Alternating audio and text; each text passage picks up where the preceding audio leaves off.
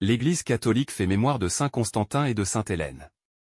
Le calendrier mentionne comme saint Constantin l'empereur romain qui mit fin aux persécutions contre l'Église du Christ en 313, par l'édit de paix de Milan.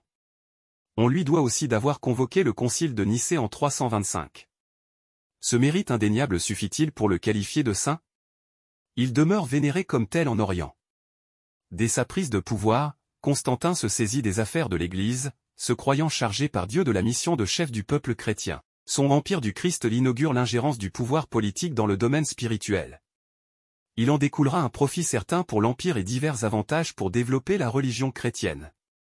L'Église de Rome toutefois sera grevée par un lourd passif, l'élément le plus grave en sera la séparation des églises d'Orient et d'Occident. Hélène, mère de Constantin, mérite peut-être davantage ce titre de sainteté.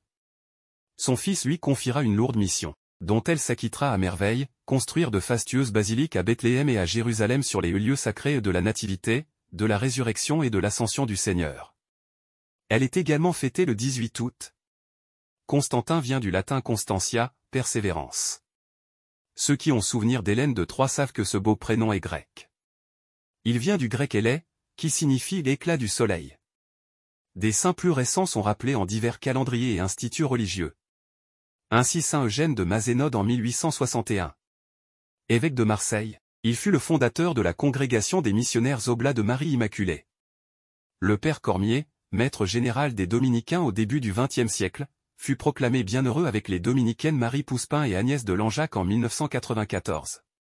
En rejoignant la fin du XIe siècle, on trouve dans le sud-est de la France saint Venant, évêque de Vienne en Isère.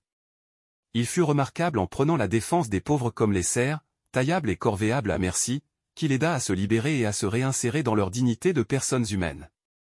Saint Constantin et sainte Hélène, priez pour nous. Évangile. Le Fils de l'homme est livré. Si quelqu'un veut être le premier, qu'il soit le dernier de tout. Alléluia. Alléluia. Que la croix du Seigneur soit ma seule fierté. Par elle, le monde est crucifié pour moi, et moi pour le monde.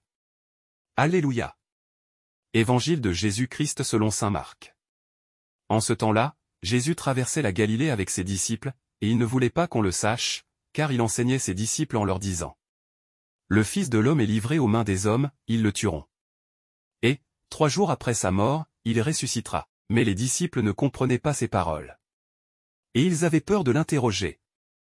Ils arrivèrent à Capharnaüm, et, une fois à la maison, Jésus leur demanda: De quoi discutiez-vous en chemin? Ils se taisaient, car, en chemin, ils avaient discuté entre eux. Pour savoir qui était le plus grand. S'étant assis, Jésus appela les 12 et leur dit: Si quelqu'un veut être le premier, qu'il soit le dernier de tous et le serviteur de tous.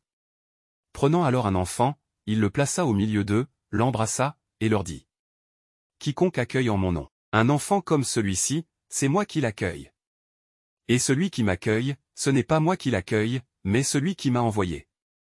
Acclamons la parole de Dieu. Louange à toi Seigneur Jésus.